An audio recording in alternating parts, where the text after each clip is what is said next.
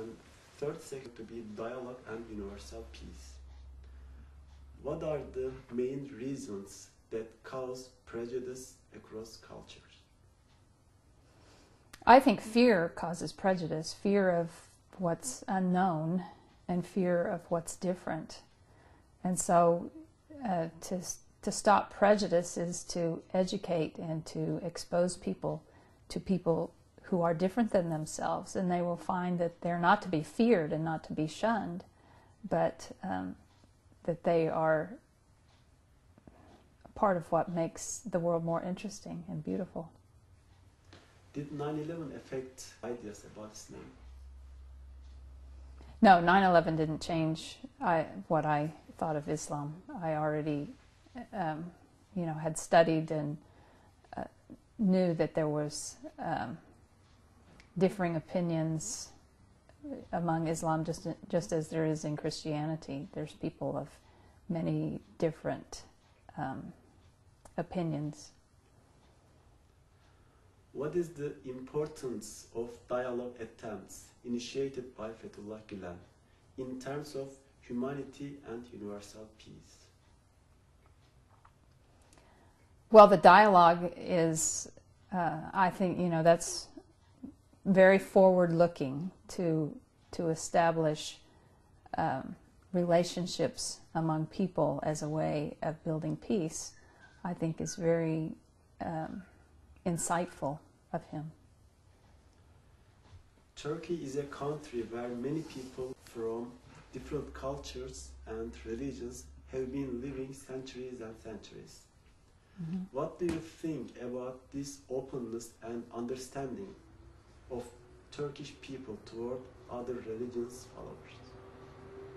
I really appreciated that was something the Turkish people were proud of, that when others had come in and had conquered a country, they didn't destroy the previous culture or religion, but honored it. Even if when it became a minority, it was still preserved historically. Have you ever had any bad impressions about United States or American people while you were in Turkey? Did I have bad impressions of American people? I did. Did you get any bad impressions from Turkish people? The Turkish people were very open to us. They opened their hearts and their homes to us, and no, I didn't feel that they were biased against us in any way. If you had a chance to meet Fethullah Gulen, what would you want to tell him?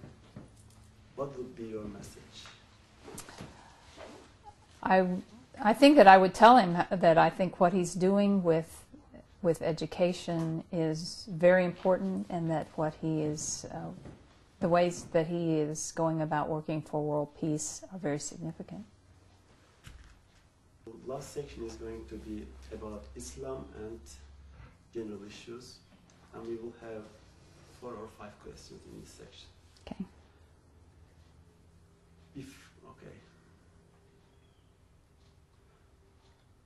How did you feel when you first hear Ezan, call to prayer? What did you feel? Well, when I first heard it, as when I had heard it in traveling in other countries, it really reminds me that I am in a foreign place, that I am not at home, that this is a very different place and a different culture. Recently there is a hot issue, common issue, that cartoon thing is published in French and Denmark newspapers. Mm-hmm. And as a minister, mm-hmm. as a minister, what would you think about this? Is it can it be considered as a freedom of speech, publishing some values, other people's values on the newspapers?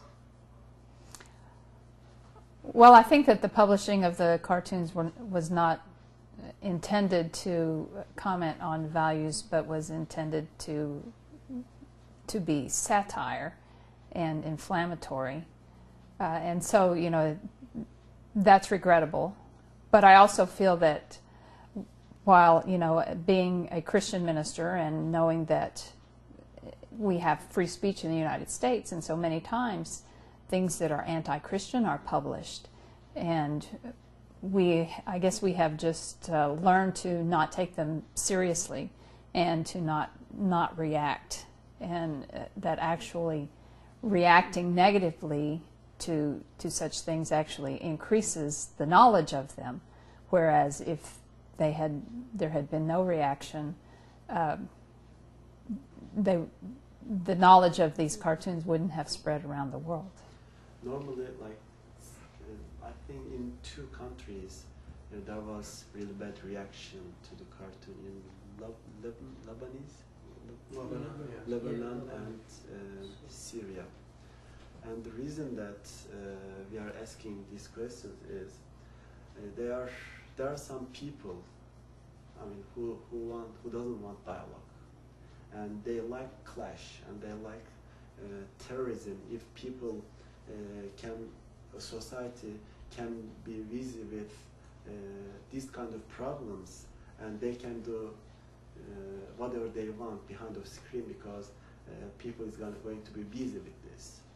And the reason that we are doing this interview and asking this question is we are going to show that in Turkey these are not the for example, like making, you know, in the day they published a cartoon, but it didn't come from all the West. Some people are trying to do that. All the West is like, you know, just they want to cut and they want to bring clash, and we don't want this in like Turkey and anywhere that we can publish this. And as in this perspective, do you think that media needs to be respectful and careful while they are writing and publishing about values, other culture, or anything that they are publishing? I think that news media is respectful, and I see that does happen when you get to media that is outside of news media, that, you know, is like renegade. No, they're not respectful. They're out to make fun of someone. And I think that, like you said, people who are already looking for something to cause division will jump on something like this, which really is trivial, and use it to cause greater division. Institute of Interfaith Dialogue has been founded to promote dialogue and cooperation among cultures and beliefs through direct first-hand experience. Do you think it is reacting its goal? You want me to read again? No, I know. Yes, I think they're doing a remarkable job of reaching the goal of promoting peace through dialogue. I see a lot of fervent interest and people willing to put themselves out to include and, you know, to bring us together with the people in Turkey, and to put a lot of effort into it, to put funds behind it. I think that a great deal of effort has gone into it, and it's making a difference. What would you advise for this goal?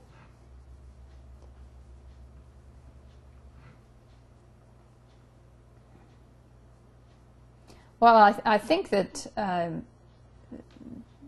the IID volunteers are going about it in a very interesting way, you know, reaching out to common people and bringing them together with common people, rather than starting with those who are at the top of the ladder, or, you know, most influential and famous people. They're starting with grassroots people, which I think is a very interesting approach, and I think it's going to turn out to be very fruitful.